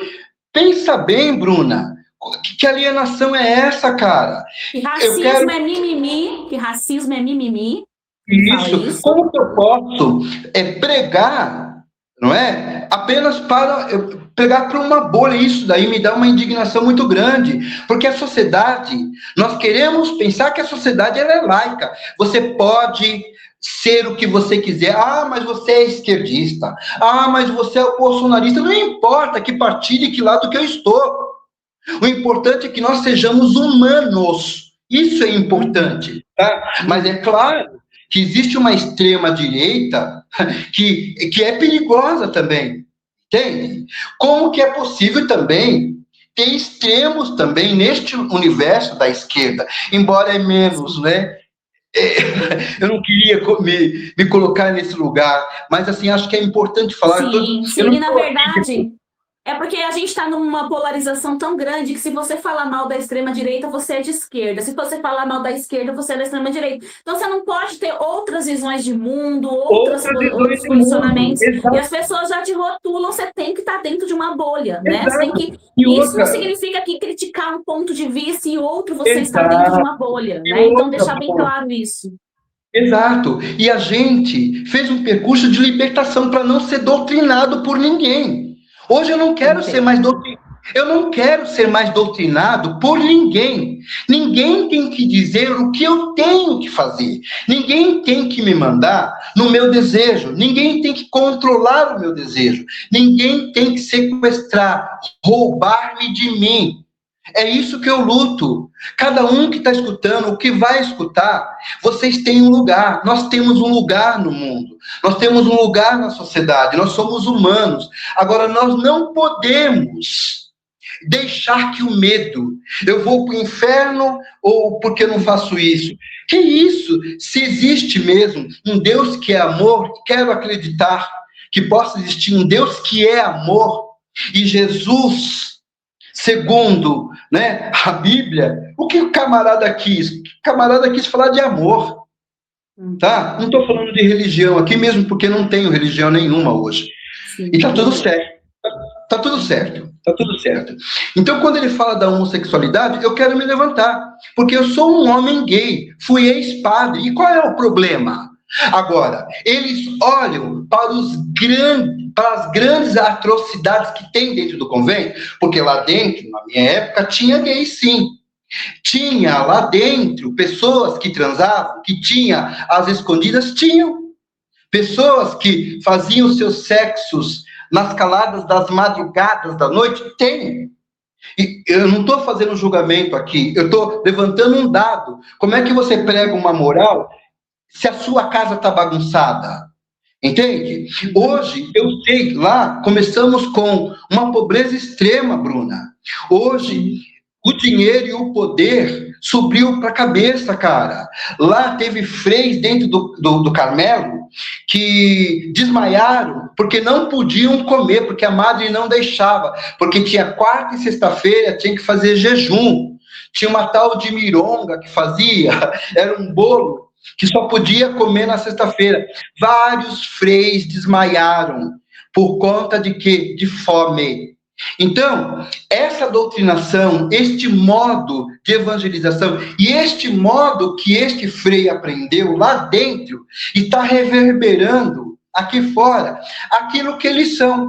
Então, hoje em dia, é muito fácil estar atrelado a este político. É muito fácil eu pegar um um avião, um helicóptero, e ir para fazer uma pregação para milhões de pessoas. Ah, mas é santo, ele precisa. Não é que ele precisa de dinheiro. Então, quantos caixas 2 foram feitos dentro do Carmelo que eu sei? Tem freis que saíram com carro, saíram com dinheiro, porque fizeram caixa 2 lá dentro. Não é? Porque tem muita grana envolvida, tem muito político ali dentro, que quer hoje, nós estamos no momento de eleições, muitos políticos que, na verdade, pegam o nome de Deus, colocam no púlpito, pegam o nome de Deus para esconder as suas falcatruas. Muitos políticos que estão atrás do hábito deste freio, porque isso dá o quê? Vai dar status, vai dar poder, entende? Vai colocar ele no lugar. Então, hoje, Bruna, relatando esses fatos todos, o que eu quero dizer é que a minha experiência foi muito traumatizante. Eu sofri abusos emocionais, violência da minha consciência, vi muitas situações dificílimas que quase me fizeram adoecer. Então, quando eu saí, foram muitas freiras que saíram. Tem 2 freiras que saíram, que elas fizeram um dossiê, foi para lá no Vaticano. Tem uma freira que saiu fugida, e eu fui buscar ela em um outro lugar que ela foi, e trouxe para minha casa, porque quando eu saí, esta madre falou assim, ela disse para mim, quando eu mencionei que eu não queria mais viver aquilo, eu não queria mais estar naquele lugar. Ela me disse assim, você não vai ser feliz em nenhum lugar. Se você não vai ser padre, se você não for padre aqui para o convento, você não vai ser feliz em nenhum outro lugar. Porque você é padre porque eu quis. Porque o Senhor que me chamou, para que eu te chamasse, para que você fosse padre. Eu te dei tudo, sabe? Daí ela começava a jogar na cara. Eu te dei lugar, eu te dei as vestes, eu te dei os cálices, eu te dei tudo para você nos abandonar, para você... Que escândalo que vai ser? Como que vai ser? Só que eu já estava tão adoecido mentalmente, e eu disse para ela assim, eu disse exatamente, olha, até aqui deu. Vou bater a poeira dos meus pés, das minhas sandálias, e não vou voltar para trás, porque eu tenho dignidade. Pela mesma porta da frente que eu entrei, é pela mesma porta que eu vou sair. E foi assim que eu fiz, sabe, Bruna? Então, hoje, depois de passado esses anos todos, olhando a história, quantas pessoas eu pude ajudar que estavam envenenadas com essas formações absurdas, freiras que tiveram as suas existências violadas, sabe? A minha missão não é falar ou derrubar uma instituição. A minha missão aqui é a saúde mental de muitas pessoas. A minha missão aqui é alertar. A minha missão aqui é encorajar as pessoas, que muitas estão ainda envolvidas nesse lugar e que não têm coragem, como eu tive, como você teve, de dar um basta, sabe? Não tiveram coragem de raspar as tintas que um dia nós deixamos que nos pintasse.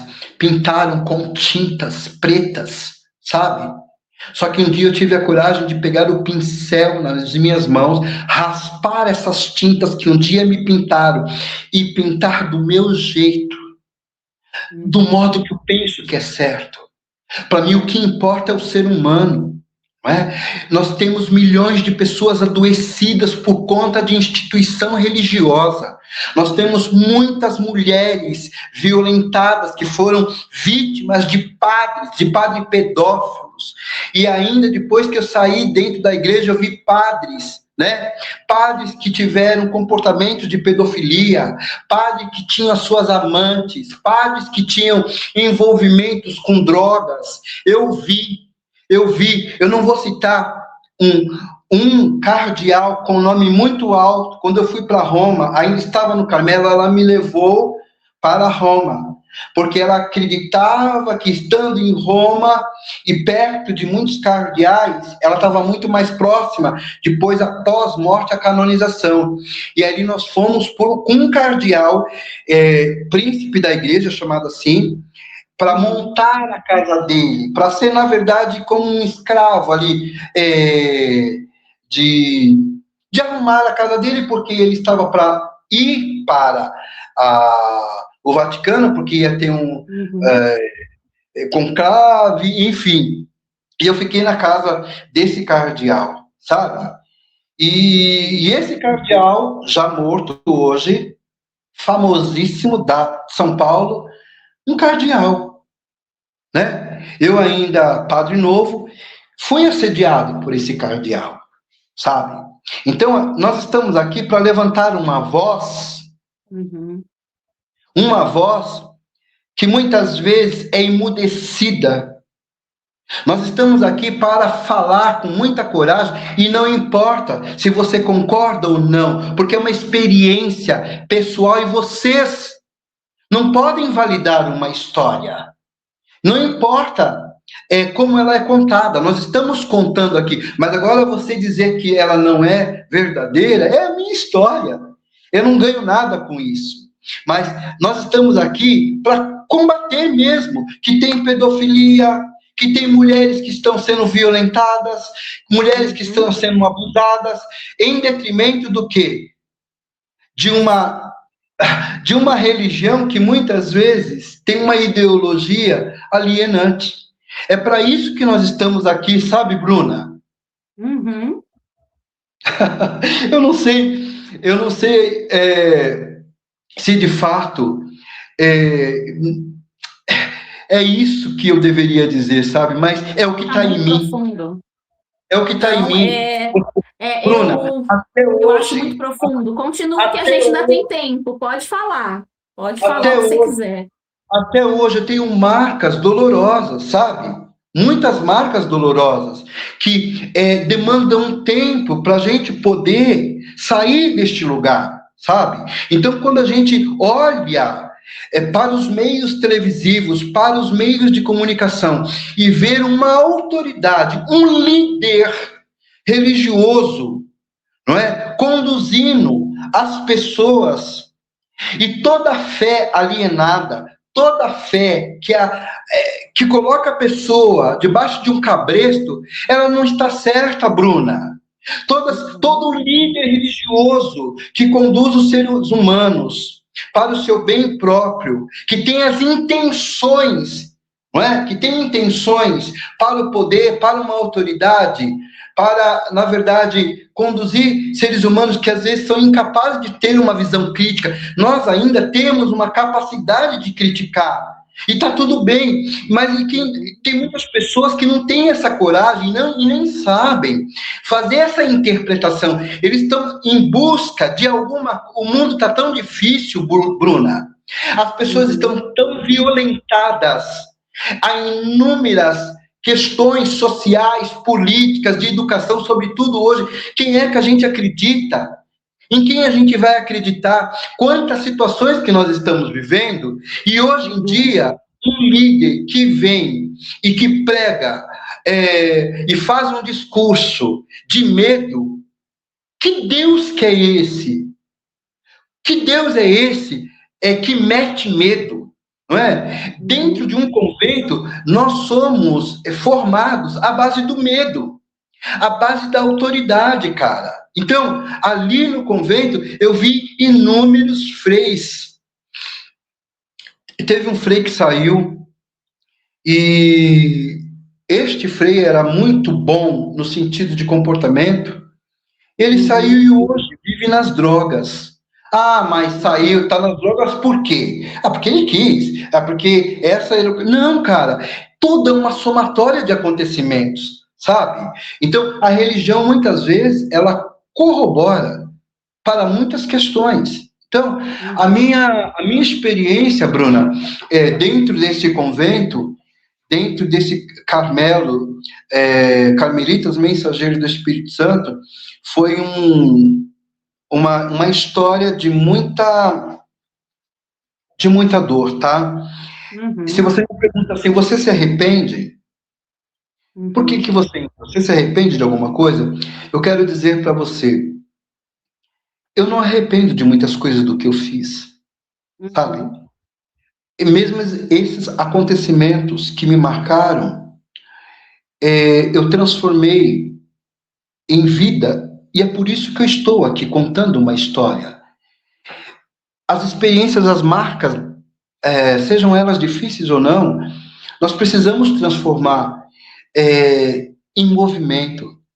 A gente precisa dar voz às nossas vozes que foram silenciadas, que foram roubadas, né? Então, ter convivido com esta mulher foi muito difícil nos últimos anos. Foi difícil porque eu vi muitas irmãs amedrontadas, vi muitos irmãos com medo, sem poder abrir a boca. Sabe aquela leitura do Evangelho? Hoje eu não leio mais a Bíblia, mas tem um relato, né? Foram conduzidas como ovelhas ao matadouro sem dizer nada, sabe? E olhar para isso, olhar para este personagens, né? É algo que faz a gente sentir com muita dor ainda, sabe? Porque tem muitas pessoas que ainda estão neste lugar. Eu estou atendendo uma pessoa, ela é religiosa, e ela me diz, Marcos, por que eu não consigo sair deste lugar? Este lugar não me faz bem, porque aqui eu entrei, eu tinha 15 anos, a pessoa me dizendo, e houve um formador que abusou dele lá dentro. Ele sai depois de um período, depois ele retorna para este lugar e continuou com os abusos. E ele me dizendo, Marcos, eu não consigo me libertar disso. Estou pontuando isso porque eu sei que muitos irmãos que estão lá, inclusive há pouco tempo saiu ele foi também comigo, cofundador, e depois ele foi para a Itália. Era um frei muito dedicado. Ele foi um dos primeiros ali comigo, sabe? E ele saiu, Bruna, segundo o relato de um outro frei que saiu também, que os irmãos, ele iria denunciar os irmãos, e ele estava lá na Itália, parece que resolveu sair, não deixaram ele ser padre, porque alegavam que ele não tinha a intelectualidade para estudar, e ele vê tantos freis sendo padres, e ele não, e sofreu muito lá. E parece que a saída dele foi uma saída muito difícil, porque quem está lá dentro, quem vem para fora, sai com uma mão na frente e uma mão atrás. Você tem que reconstruir a sua vida, não é? Lá dentro, quando você sai, você é morto, você não existe mais. Não é? Muitos freis que saíram deixaram de existir. Tanto é que eu... Chamava de defunto, né? Falava defunto, Amado, falava os defuntos quando ia se referir. Eu, como cofundador desta obra, colaborei para que... Se ela existe hoje, também eu colaborei para que ela pudesse existir, tá? Porque as minhas intenções eram verídicas. Só que a gente sabe que quando eu saí, na verdade, me mataram lá dentro. Quando eles vão dizer... Quando eles falam dos fundadores, eles não citam quem foi os primeiros fundadores. Existe um vídeo aí que um dos freis, que também foi cofundador, que ele é um dos primeiros a ser ordenado. Mentira! Quem foi o primeiro padre ordenado deste Carmelo fui eu com o outro. Foram 2 padres apenas. Foi eu e mais um outro. Eu estou desde o início, eu sei o que aconteceu. Eu sei o que as irmãs passavam. Eu sei que muitas irmãs eram violentadas. Eu sei que muitas irmãs, né, existia um rito onde as irmãs eram submetidas a colocarem gelo nas suas partes íntimas. Você já contou isso daqui. E isso é fato, porque ainda como padre, Bruna, eu cheguei a atender algumas irmãs. E as irmãs me contavam em confissão. Muitas das irmãs me contavam em confissão de várias situações que aconteciam e que não podiam sair.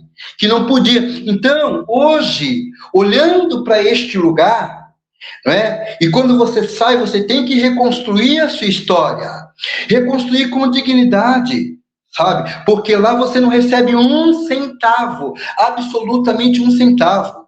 No início, nós tínhamos que fazer bolos, brigadeiros, sair de porta em porta, vendendo brigadeiro, levando chacota no meio da rua, sabe? Era um estilo de pobreza, mas era uma pobreza ordenada, sabe? E tudo que entrava tinha que dar para o convento e ir parar lá na madre. Só que a madre, quando chegava lá no convento dos irmãos, era tratada como uma rainha. Tinha na cozinha uma parte que só tinha as guloseimas dela, enquanto os freis faziam jejum, penitência, né? E as penitências que nós tínhamos eram grandes, porque era ficar sem comer mesmo, era só um biscoitinho, um cafezinho e um chá, pão amanhecido que os freis buscavam numa padaria, sabe, Bruna?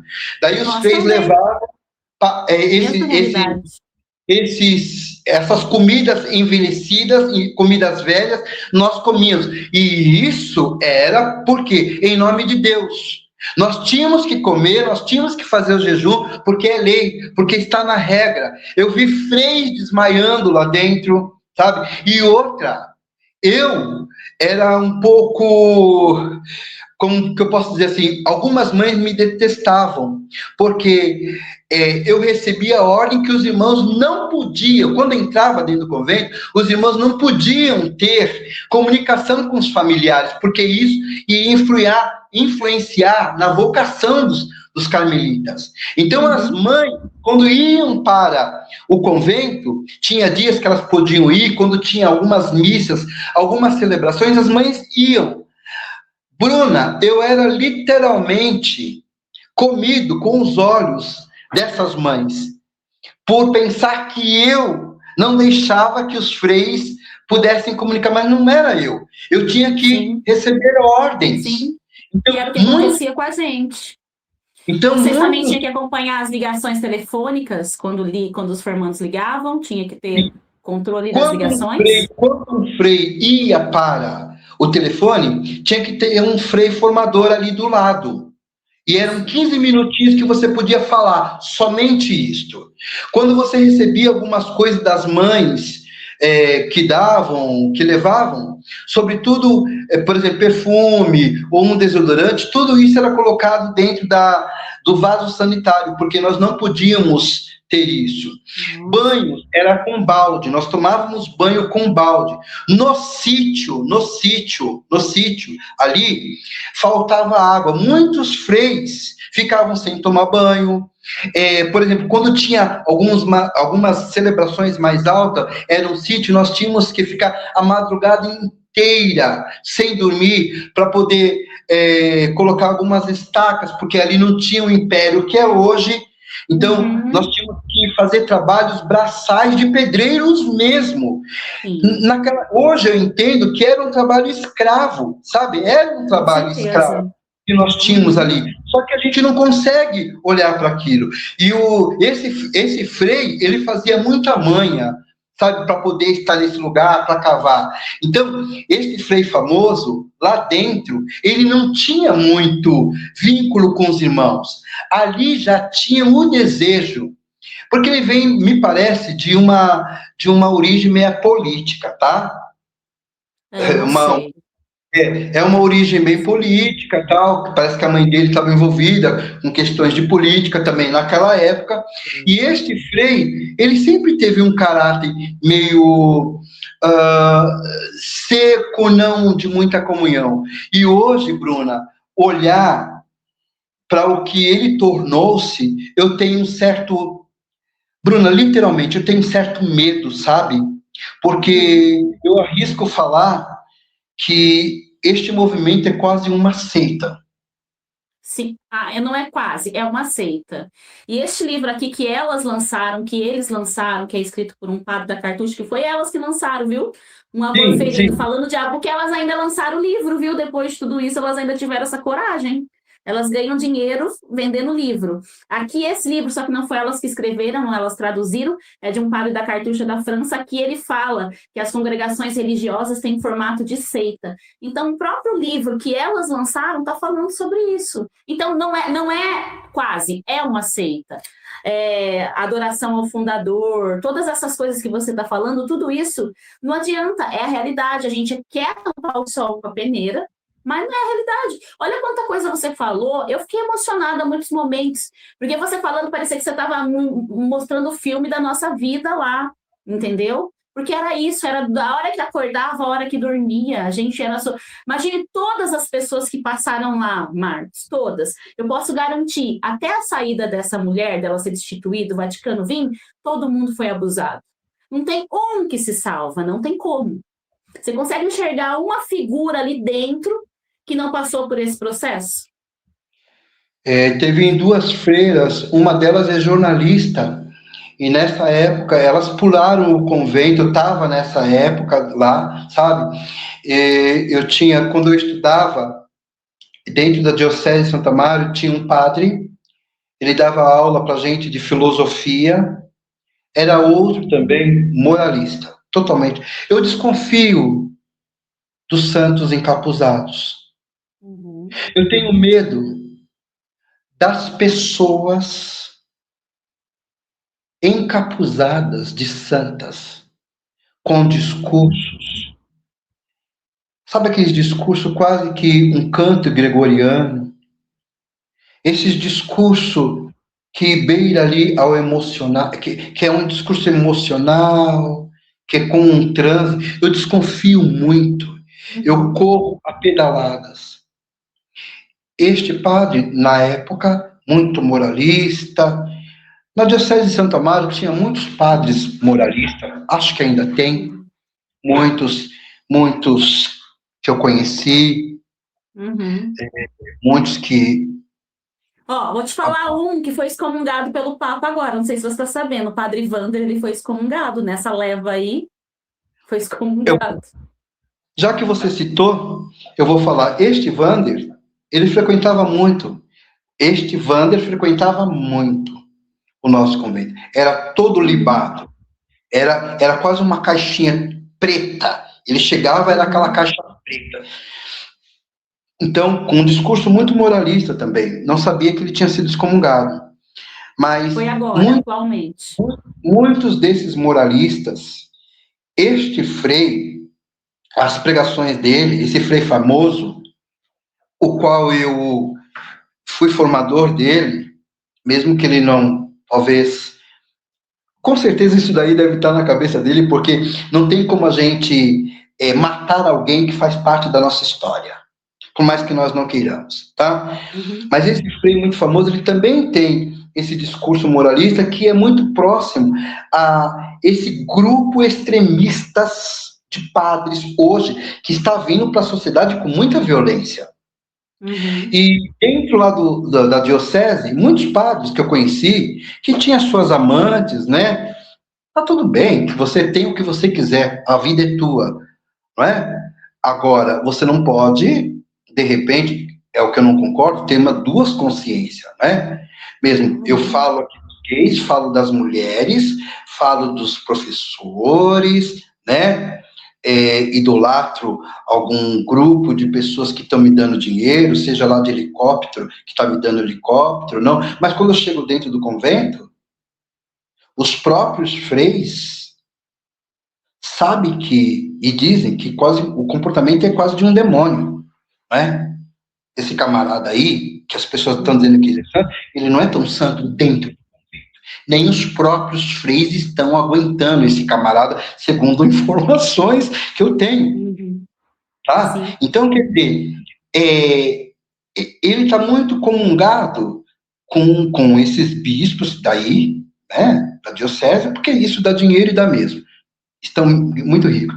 Mas, nessa época, tinha um professor, né, e ele atendia algumas irmãs, e o que aconteceu? Uma das irmãs foi pega dentro do convento, sentada de hábito no colo desse padre. E foi um escândalo naquela época. Eu não sei, você não estava ainda, eu acho.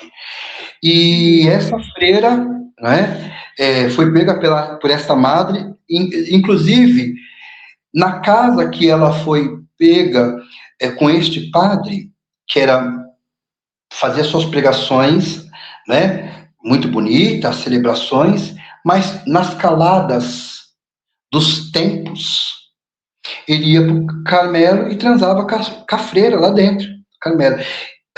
E esta casa onde o fato aconteceu, me parece que é uma freira que foi a sua formadora, lá naquela casa.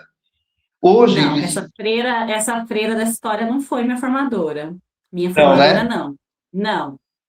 Eu estou dizendo assim, a casa que aconteceu esse A fato... casa, eu morei nessa casa dessa história. Isso. Sim, todo mundo morou, que era uma casa de formação, né? Que dizem que aconteceu. Então, eu estou colocando esse ponto para dizer tudo aquilo que é muito moralismo, tudo aquilo Uhum. que são pregações muito preconceituosas, pode desconfiar, pode Sim. questionar que por detrás sempre tem uma outra história. Então, hoje esse padre está casado, está tudo bem. Eu só estou pontuando aqui, porque não adianta você construir um império muito bonito para todo mundo, para os leigos, para os políticos ver que você é santo, quase santo. Só que a história não é essa, Bruna. A história nós Sim. sabemos que não é essa. Os leigos. Outro dia veio uma leiga. Por que você está falando isso? Por que você está postando essas coisas? Nossa, eu participei, eu sou uma leiga. Você participou, mas você não conviveu. Então você não pode falar daquilo que você não viveu. Eu estou falando da vivência que eu tive. E que foi essa, que chegou um dado momento não me servia mais. Tudo aquilo que eu tinha experimentado não me servia mais, não me cabia mais. E foi aí que eu decidi, então, reconstruir a minha história. Hoje, Bruna, eu posso dizer para você, psicologicamente, eu estou muito bem, porque eu faço análise ainda hoje, trabalho com isso, mas eu digo para muitas pessoas que estão com muita culpa, com muito medo, e tem muitas pessoas que não é fácil você se libertar deste lugar, sabe? Então, é muito doloroso, é muito sofrível a gente ver pessoas ainda entrelaçadas nesse lugar, né? Então, quando a gente ouve um discurso desse, ou de uma mulher que ainda quer ser santa, né? Essa história de que ela é santa, essa história das irmãs que vivem a alegria do Senhor, que são boas, que fazem caridade, isso é uma mentira. Isso é uma mentira. É uma mentira. Isso é um marketing. Não é? Por que não falam a verdade? Por que não fala das atrocidades que muitas vivem lá dentro? Ah, mas você está dizendo, você está, na verdade, colocando todo mundo no pacote? Todo mundo passou por isso? Bom, eu passei e afirmo, muitas pessoas passam por isso. Não tem coragem, porque está dentro de um convento, entre aspas, você tem status. Você tem uma boa casa. Tem muitas irmãs e muitos irmãos que saíram de suas casas porque passavam necessidade, Bruna. Não foi o meu caso, tá? Mas Nem o meu, muitos, mas existe. Uhum. mas existe. Então dá status. Então, depois, quando eu fui padre, eu fui olhando tudo aquilo. No dia da minha ordenação sacerdotal, Bruna, eu estava deitado no chão que tem um rito, eu chorava compulsivamente. Ali eu já sabia que eu não queria estar naquele lugar. Eu também, E meus votos perpétuos, mesma coisa. a minha mãe veio, porque tem um rito, e a minha mãe trazia as vestes religiosas com cálice. Quando chegou, que é a primeira bênção que o padre dá é para a mãe, depois das mãos estarem amarradas. Uhum. E quando a minha mãe veio até mim, ela me olhou dentro dos olhos, como ela sempre faz até hoje, e ela disse assim: não era isso, né? Nossa. Ela me disse assim: filho, sempre haverá o lugar do retorno. Nossa. Sempre haverá o lugar do retorno. Somente isso, ela me disse. Ela simplesmente me olhou e falou: não era isso, né?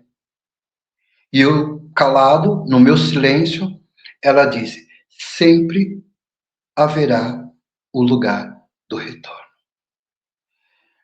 Este rito, no dia da ordenação, eu fiquei enclausurado para fazer um retiro. Eu chorava demasiadamente, porque, Bruna, eu sabia que não era mais aquilo. Eu sabia que eu não queria mais aquilo, cara. Sim. Me pergunta se você tinha vocação. Hoje, falar sobre o tema vocação é um tema muito ambíguo. Nós somos seres humanos com inúmeras vocações, tá? Naquela época, eu tinha uma sede, quando eu era jovem, eu tinha uma sede de conhecimento. Eu tinha uma sede de querer saber quem é esse Deus, de onde vem Deus, por que Deus. Então, eu sempre estive nesse lugar do questionamento. E um certo dia eu entrei dentro de um mosteiro, isso no centro de São Paulo, mosteiro beneditino, e tinha uma placa lá escrita assim: você já descobriu a sua vocação? Aquela mensagem me despertou algo muito interessante, porque eu não queria, eu queria ser muita coisa. Fernando Pessoa diz que nós temos dentro de nós muitos de nós mesmos, sabe? Nós temos crianças dentro de nós temos o adolescente, o velho, nós temos os ancestrais. Então, eu sempre gostei muito de ler e eu falo assim: poxa vida, eu acho que quem vai me dar resposta é a Igreja Católica. Eu acreditava na Igreja Católica como instituição, porque eu não sabia. Eu acreditava que ali tinha os homens bons. Eu acreditava que os padres, eles iriam me conduzir. Eu acreditava que os bispos, eles teriam palavras bacana para orientar, as escolas, o Vaticano, aquilo, tudo me encantou, o hábito, tudo aquilo me encantou, Bruna. Eu falei, eu trabalhava dentro de um banco, eu falava assim: eu não quero o mundo, eu não quero isso, eu quero dar legítimo isso. Eu quero dar a minha vida para servir. Eu quero ser um grande missionário. Eu quero pregar. Eu quero trazer as pessoas para que elas sejam felizes, para que elas sejam boas. A minha intenção era essa. E quando eu olhei aquela placa, aquilo lá me despertou uma série de coisas. E foi aí que começou. Eu estou partindo agora. Eu estou indo para o Marcos, a gente vai ter que encerrar. Já passou o nosso tempo. Eu ia a gente está começar no final. É que não dá mais tempo. Mas assim, eu acho que a gente tem que voltar para fazer outra live e a partir desse momento aí que você está falando, como foi sua vocação? O que você entende de vocação? Eu acho que vai ser incrível. Eu quero te agradecer imensamente por essa live. Foi maravilhosa. Em vários momentos eu me emocionei muito. Eu vi a minha vida, assim. Então, eu acho que principalmente as irmãs do nosso Instituto, os freis do nosso não, né, porque a gente não está mais lá, mas da onde a gente veio, eu acho que se eles assistirem, eles vão ficar também muito emocionados, porque é uma dor muito profunda. Você não contou nem 1% do que você viu, né? Você tentou Não, pincelar tudo. Isso aqui, gente, não é nem 1% do que o Marcos viu lá dentro. Tudo que ele falou, eu testifico, né? Ele entrou em 2003, a fundação, eu entrei em 2004, então ele era recente. Eu vi a saída do Marcos, eu participei da ordenação sacerdotal do Marcos. Quando você falou que a tua mãe te deu um abraço, eu me lembro muito bem da cena da madre querendo tomar a frente das mães, querendo dar alguma coisa para vocês que dava lá, eu não lembro o que era do rito, mas ela eu queria tenho, ocupar o papel da mãe de vocês. Mas eu essa tenho história a uma gente foto. pode contar depois, porque não vai dar para contar agora, tá? Infelizmente, o nosso tempo está acabando. Eu tenho certeza que as pessoas que estão aí do outro lado devem ter adorado. Então, eu quero agradecer, pedir para vocês compartilhar, curtir. Vamos levar essa mensagem, gente. Eu vou trazer o Marcos mais vezes aqui. Segue o Marcos na rede social dele. Vai estar tudo colocado aí embaixo, lá na minha rede também. Vamos nos comunicando. E agora, Marcos, eu quero que você encerre essa live, você, e fale aquilo que seu coração deseja. Nós vamos voltar, infelizmente, ao tempo. 2 Tá, minutinhos, encerre. E gratidão, tá. gente, por quem está aí. E eu me despeço por aqui. Aí o Marcos vai dar a mensagem final dele. E agradeço muito, Marcos. Sem palavras para Bruna, dizer. olha, Obrigada. primeiramente, eu agradeço imensamente, cara. Assim, é uma conexão muito forte. A tua história, principalmente, mergulhei nela, mergulho na sua história e testifico tudo aquilo que você viveu, aquilo que você está vivendo. Tá? Eu quero te falar, não se importe com aquilo que os outros estão falando. Eu só peço para você uma coisa: continue a falar. Continue, Bruna. Escreva os seus livros, denuncie, fale, e não importa com o que os outros vão falar. Eu quero agradecer, não tenho pretensão nenhuma de me tornar um influencer, nada disso. E se isso acontecer, vai ser muito natural. A minha única missão, sabe, é atravessar e despertar e ecoar. Esse é o nome de um projeto que eu tenho, Travessia Eco Despertar, que é um lugar de escuta, é um lugar onde nós podemos falar das nossas dores. E aqui, seguidores da Bruna e todos que vão escutar, todos, independente, meu único objetivo, e acredito que o da Bruna também, não é absolutamente destruir nada. Não é destruir a sua fé, não é destruir a sua religião, não é destruir absolutamente nada. Nós estamos contando aqui uma história experimentada no tecido da nossa pele, que nos trouxe dor profundas, só que as dores, como uma fênix, nós ressurgimos e estamos aqui para orientar você, tá? Orientar você que talvez está vivendo uma fé errada ou uma religião que tem roubado você. Jamais permita que roubem você de você mesma. Seja você mulher, seja você homem. Um beijo a todos vocês. E obrigado, tá, Bruna? Muito obrigado. Imagina, eu que agradeço, sem Muito obrigado. palavras. E é isso, gente. Nesse dia tão significativo, 30/7/2026, 42 anos da fundação das Carmelitas Mensageiras, viemos aqui trazer o outro lado da moeda que eles não querem contar. Então, eu espero que as irmãs no convento assistam. Se vocês, irmãs, estiverem assistindo, vocês sabem, né, que nós estamos falando a verdade. E para todos aqueles que estiveram conosco nessa jornada das Carmelitas Mensageiras e Mensageiros, que estão aqui fora, nossa história é importante, a gente está vivo, ninguém vai invalidar a nossa história, e é isso. Gratidão! Obrigado.